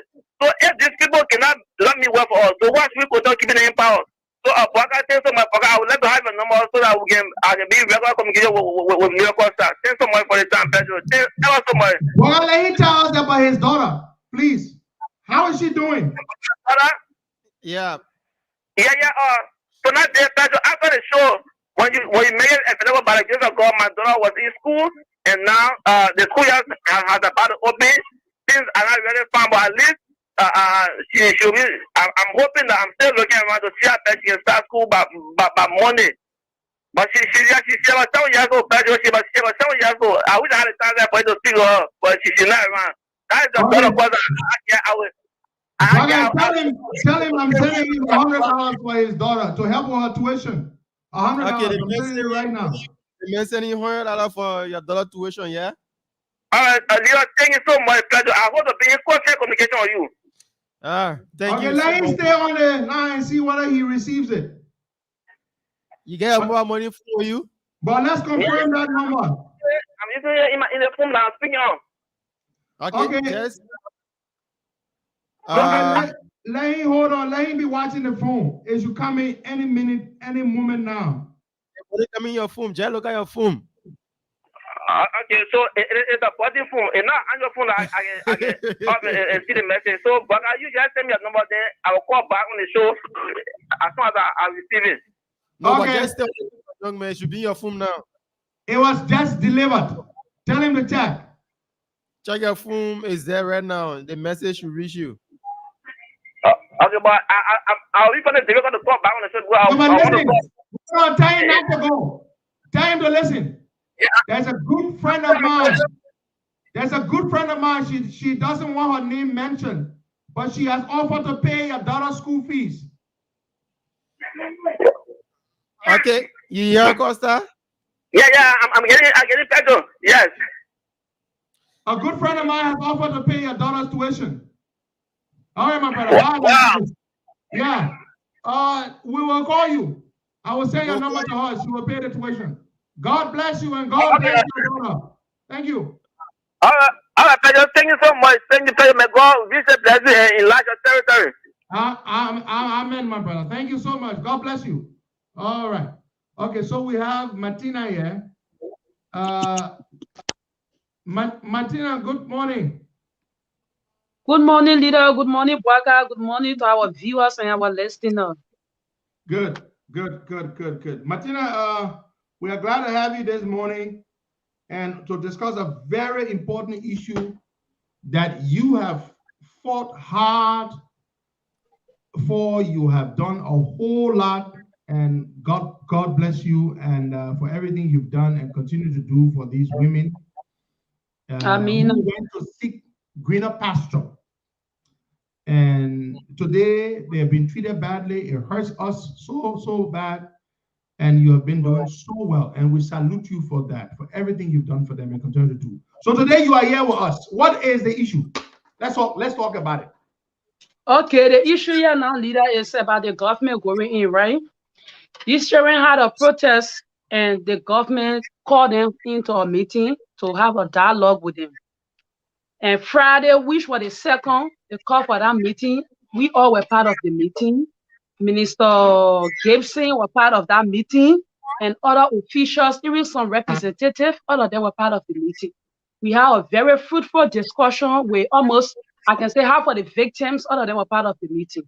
After then, they said they're going to have a symposium for the girls to hear their side of their story, so they will be able to go for the other people. We was the one who planned that meeting. After the meeting on the 2nd, they called for another meeting, which was on the 6th. They said, we, the advocates and people from organization, we were, but it was me, Prince, Grace, Adolphus, and Steve. We went for that meeting and other people then, we went for the meeting and we did the planning of everything about the meeting. So they said, the government said that they were targeting only 50%. I said, no, you people saying that you brought in 50%. We brought in our own people. And our other people made their way on their own. You can't target 50%. They say 75%. I said, no, for me, I will advise you guys that we target 100. According to one other guy working with the labor ministry, they call him Satya. Satya said, okay, Martina, we'll look into it, but our target was 50, we'll get back to the minister. And then we have did a planning of the program, everything.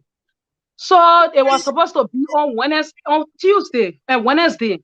That Wednesday, they canceled it. They said, no, it will not be on that Wednesday. So they carry on to the next Wednesday. The next Wednesday, which they carry us to, they said, we'll be having the program. They did not inform us on time. On Tuesday, by 6 o'clock in the evening, they were where Bunafa, one guy from the gender ministry, he sent us the program sheet. While we playing the program sheet, a lot of things were there were changed. Actually, they were trying to push us away. They were trying to push us away. They never wanted us to be part of the program because they know we're going to complain. So it's like we were angry in the government channel. We say, you can't treat us like this. We get some of our children there that keep on Oman that we need to communicate with the children. So I told my colleagues, I said, you know what, we're not going to cancel this. Then we call these children if we can get to them. That night I couldn't sleep.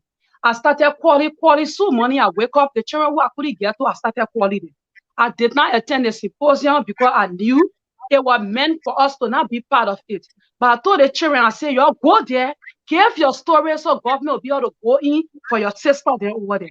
I said, go there. I said, but for me, I'm not going to be part.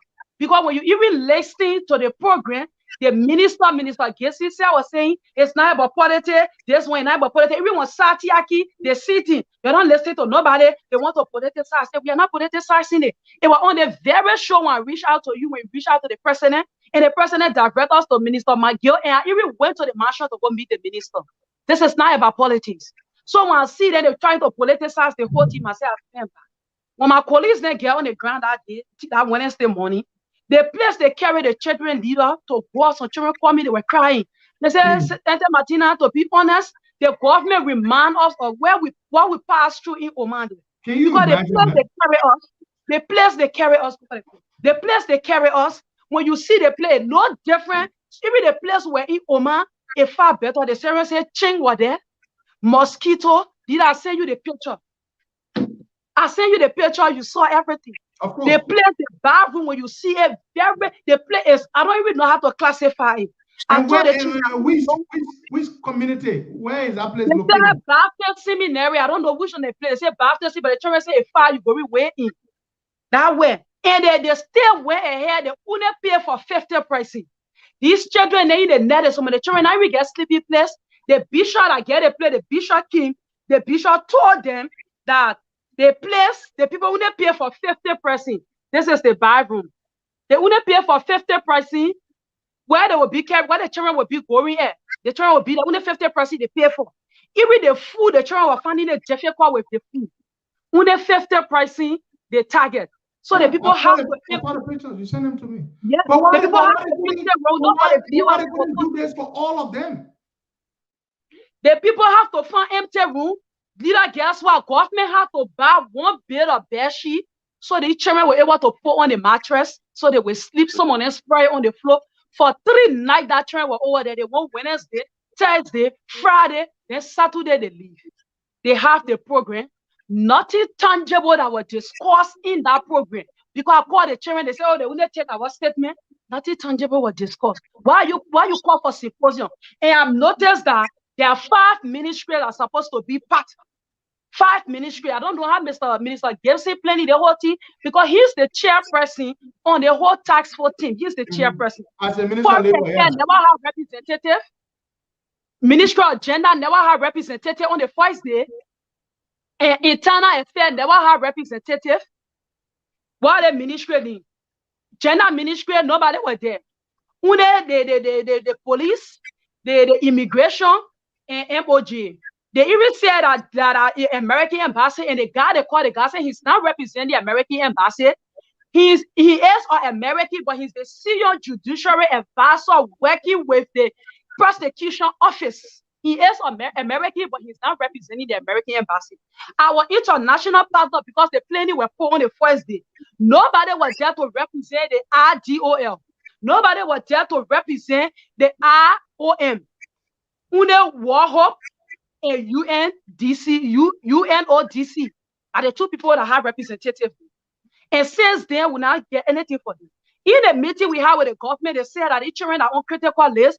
We should give the children names and their contact to them so they will see how best. The minister told us that he's talking with the labor minister in Oman so they will get the children up.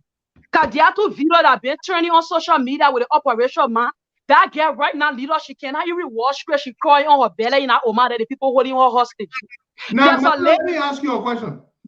How many of these women has the government brought back? According to government, they said 50 pricing. But I don't know about the 50 pricing. They said 50 pricing. But according to the government, they said they were almost 100 or a little over 100 that attended the program that key for Oman. Okay. So the government, according to what the government has said, they facilitated the return of 50 of them. Yes. You should be proud of yourself if that is true. Because guess what, Martina? You took up this fight. You brought it to my attention. You consistently did this. And we're glad that it brought some of them. But that's not all of them. There are more of them there. How many more of them you think that are there that want to come back home? Okay, leader, I want to say this, right? There's a lady they call Hawa Sharif. We brought it to the government knowledge. 2 weekends ago, we received a call. Before then, they told us that Hawa was sick. So Hawa was sick, that she was going insane. She started acting as somebody that mad. And later, we heard that Hawa Sharif died in prison. We brought it to the government knowledge leader. Up to now, they said they were going to do follow-up. Because every weekend, the Liberians in Oman that in prison, they got about 8 Liberian girls in prison. They said they were going to find her up. And since then, the government, the station in Oman, they stopped the children from communicating with us. Since the news broke out that Hawa died in prison, we have been talked to these girls in prison. And there's a lady right now in hostage. Lina was pregnant when she went to Oman. They gave her medicine up to now. Lina said the baby died in her stomach. Lina cannot menstruate normally. She can menstruate. Say she went there 8 months now. Lina is sweating up. Lina said she can smell herself. I think I sent you the voice message. The lady sent me that message that day. She was crying. She said she's smelling herself. They are available to be returned home. They are not available. The people holding the hostage. The people she was working with, the people carry her to the office. The office lock her up. Right now, the children are in the office that the children are talking to. And there's a lady there they call Ila Freeman. Even yesterday, her sister called me. That lady, her one side is paralyzed. Right now, as I speak to you, all the critical cases are telling you about. We talk to government, be on the talking to the labor minister. Maybe they will see reason to bring the girls in. And if government not do something, I hope that people can do. But myself, to be honest, I'm traumatized. Each time I talk about these children cases, it play on me. It's like I'm a black man, and just you don't know it, but I cannot black man. I already eat to it. All the time, these children crying on me. There's a case that happened there last week. I think the girl got pregnant over there by one of the Arab men because they're raping our girls over there. They gave the girl medicine. You can see the baby in the camo. I get all the evidence on my phone. But government not doing anything. Government being in the no since September. Up to now, they're not ready to do anything for these girls. Our sisters are out there, they are dying. But when we talk, they say we want to politicize it. I don't know how Minister Gibson, he's the chairperson. I don't know how he's working with people. Because when he a few people were there, everybody stand down. And when the president is listening, I hope he will take action right away. Government being in the no since September. This September make it 1 year. How long they will take for them to go to our sister they in Oman, they are dying in that Oman. Every one of us now that on the team that advocating for the girl, we are frustrated because we see that government say not making effort. Most of the children all there now, some of them need ticket. We're not raising money like before. We reached out to the minister that day in the meeting. We told them. The children talking to minister, now the minister, the council in general in Dubai, the council lending leader. That man is a godsend leader. That man is a godsend, but the man said that the government not approve of the budget there, so he can buy the children ticket. I got 4 children that in Oman there in the office. There, leader, when you see the children, refugee, the children laying on the 4th floor in Oman. When you see that the pneumonia now eat these children, when you can count their race boom. You can count their race boom. The children are over there, and government not even talking about doing anything. Just ticket our children need to come back. No way. And I'm not raising money like before on my platform. All those things worry me, leader, when you see me, my body drop. To be honest, people who follow my life, even myself, when you dump all this stuff on me, you know why I tell you, it's depressing. It's depressing. It's mentally streamy. When you have all this stuff on you and you can't do much more than you are doing, it's very depressing. And the government has the money, Martina. The government got money. They can afford to buy these women's tickets to bring them back home. But sure. But you come in the why is it that Minister Gibson cannot use that influence? These children that on critical list in Oman, the children that need ticket. Why is it he can use the influence to get the children on board? Let's say Ella over there. There's an older woman that over there, the woman who for now get big. The corner eat a woman for. Yesterday, that small beating the Arab people gave that woman. I get all the evidence in my phone. I'm not talking because I feel like talking, but the evidence I get it in my phone, and I'm talking to all these children I'm telling you about. So all the people in Oman that on critical list are talking to them.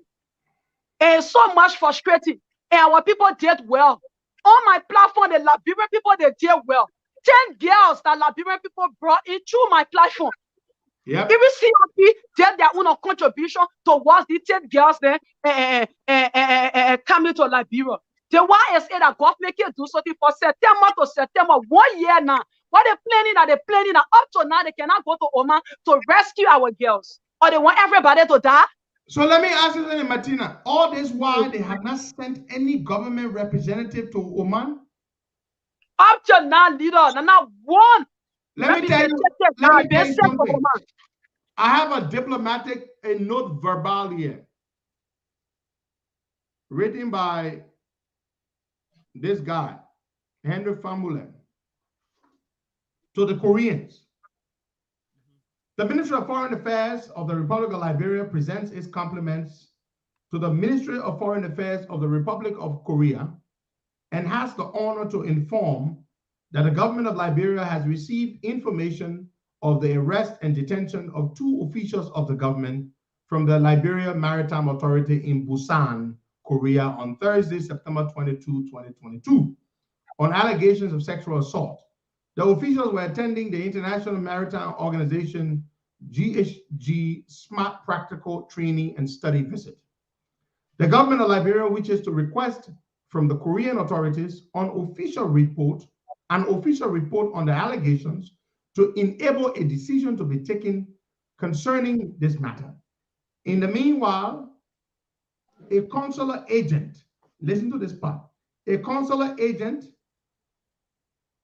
from the Liberian embassy in Japan, which is also accredited to Seoul, the capital city of Korea, is being dispatched to Busan, where the incident occurred, to speak to the 2 officials.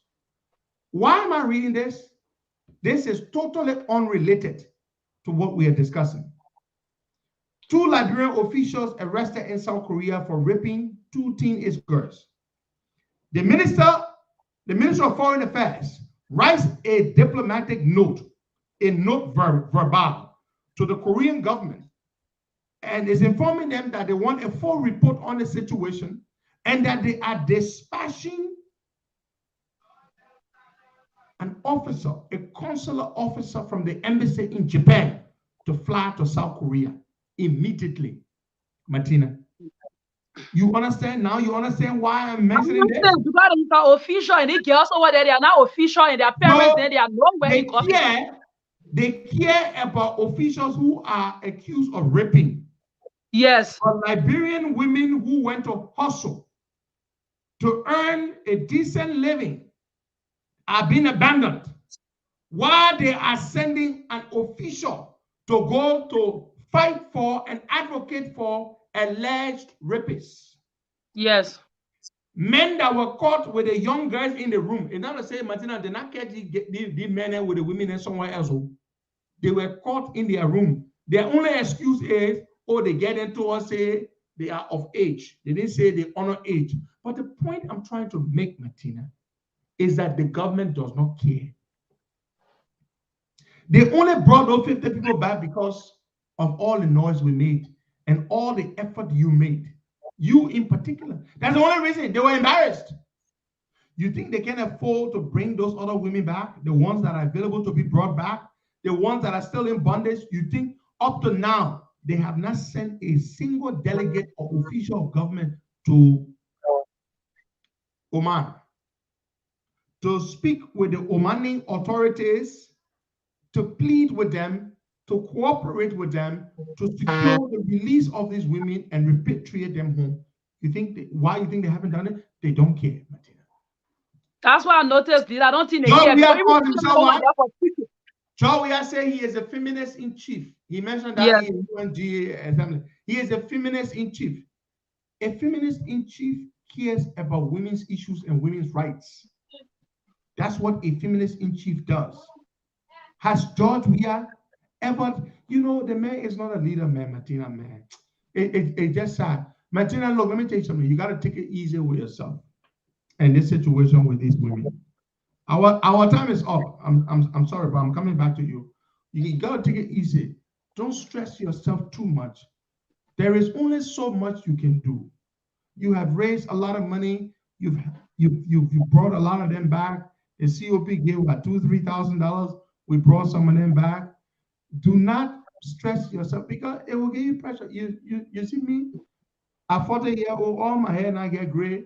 The Liberian put all the trouble they put it on me. Somebody stole me for that Costa. Somebody do the one they call Costa. So Martina, you're my princess, and I know it's becoming the same problem that I'm going through, that what you're going through. But you gotta take it easy with yourself because you know. And then what is so overwhelming is that they're dumping these women are dumping all these things on you, and because you care about them and you have a good heart, it's becoming too much for you. And that's the same thing with me.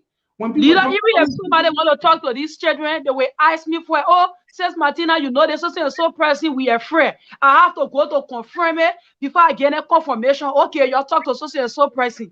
And now the whole thing are there. Now, why is it that government cannot get the people on critical list and the children who are in need of ticket? We get about 8% right now. There are people waive everything they say they should come back. Why is it government can get a ticket counselor? Lendy said that our government should approve of the money. He will buy the girls' ticket. And I trust that man because he been buying people ticket. So basically, the money is there, but you want them to approve before you buy the ticket. The money is not there. When they approve the money, they will send the money to him. Okay. When they send the money to him, then before you will buy their ticket. But no, they may don't have money and they may be buy. If they get a government say they brought in that because he bought their ticket. But since I remember when we came in, the last person ticket I can remember the councilor boy, it was Christy. He bought Christy ticket, but saying that they may say no money. About 3 to 4 months now, leader, they cannot send money for the man to buy the ticket. But we went in the meeting, Minister Chad gave it to order. Government get money, government is responsible, the government get money for their process. Why is it you can give the man the money to buy the girl's ticket? And we even brought it to you up to now, they have to say anything about buying this charity ticket. And leader, why I noted Minister gave it, what would they want to hear this thing? Because even people from her own ministry that we all were in the meeting, we planned this, I did not see some of them on the retreat. on the symposium. The children were asking for them, 10 people that the children interact with. The children were asking what the other minister, what the other president, the people were not there. And to my utmost surprise, when I called some of them to find out, they said they don't know that the symposium started on Wednesday because it was canceled. We all knew about it. He don't want to open up to work with other people. Let the minister open. They say united we stand, divided we fall. This is human life. Don't allow your greed to hold you and make people children to die in our country. Open up to other people, your wife together, so you will bring the girls back. Your one cannot do all. You may be the head today, but your one cannot do all. Then you open up. Anybody that come on board, Gerald, he chased us away. He chased everybody away like that. When you witness the program, it was very poor plenty. No people there. You discussing about 100+ Liberian life. What you especially the justice minister said, when they cancel the Lafia be who were there. No representative for foreign affairs, internal affairs, gender ministry, nobody was there. It means that you the hair, you are not working with the people. You're not free with the people. You're not working with the people. Your one cannot do all. Your one cannot do all, Minister Gibson. You have to open up to people. I don't want to work with you.